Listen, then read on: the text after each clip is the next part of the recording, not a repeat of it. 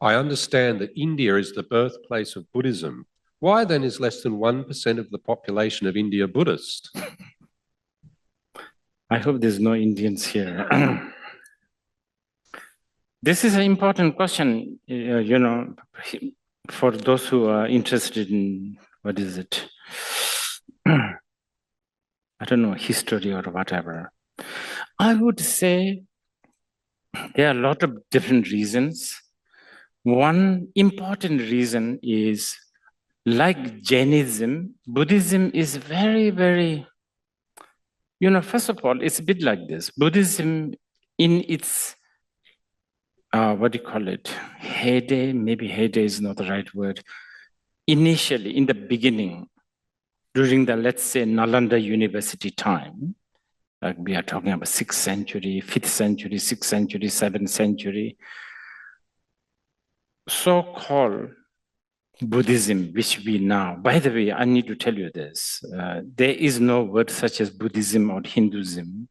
This is sort of created by, most of the older Buddhists knows this, but for those who are new, words like Hinduism and Buddhism, they are basically created by Abrahamic people. I think, especially the word Hinduism. Anything, I think there used to be a Sindhi, River Sindh near Pakistan. So the Christians, British especially, thought any religion that any kind of special, strange belief or non-Christian, whatever belief beyond that Sindh river is Hinduism. So that's how Buddhism got ended up in that basket of so-called religion. In the past, one could easily trace this in the Buddhist scripture, just as how MIT, Harvard, Auckland University, who really is looking for stars, I don't know, astrophysics, I don't know, biology, virus, Buddhism, so-called we call now Buddhism and Hinduism or Jainism, they are all like after the truth. What makes people suffer? What makes, people, basically that. So this is why also the Buddhist, Jain, so-called Hindus, they got a lot of funding from the kings and so on and so forth, right? So later on, Buddhism ended up becoming into this religious basket. I'm quite sure in about 500 years' time, Harvard, MIT, Auckland, Sydney University, whatever they found will be almost laughed at as a religious finding. This can happen, right? But anyway, to answer this question, so Buddhism especially may be not directly anything beneficial for the social issues. What I mean is like Buddhism does not have things like, okay, a society should be this, this, this, this.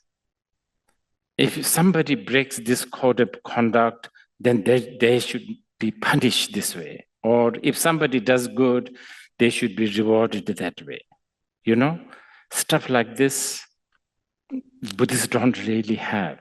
Actually, Buddhists don't have that at all. Buddhists don't even have a marriage ceremony. Buddhists more likely will have a divorce ceremony. You understand? Because Buddhists talk about impermanence, remember? So how would Buddhists have a wedding ceremony? Okay, you two are married right now, but this evening you may get divorced. That's the truth. Market for Buddhist wedding is finished. Nobody wants to go to that kind of wedding. I'm giving you an example. So the Buddhism has never been that into social thing in its core. Things like shunyata, words like a Buddhist wisdom of emptiness, you can't use it as a threat to campaign politically. You understand? How do you do that? Also, Buddhist concept of karma. If you don't vote for me, you will go to hell. No, it doesn't work like that. You understand? So probably this is one of the reasons why Buddhism sort of decayed. But I'm just generalizing very much because interestingly, in China, Buddhism really survived throughout till now. Even though Chinese have gone through so much up and down and lot of bloodshed and all of that throughout Chinese history for some reason. But I think there is a particular reason for that, because Chinese somehow managed to make the Buddhism into something social. Like with Chinese are into this harmony, Confucius values, so somehow they interwove in this. So this may be it, I'm just guessing. Another one is Mughal invasion. Yes, 900 of them. And the British colonization.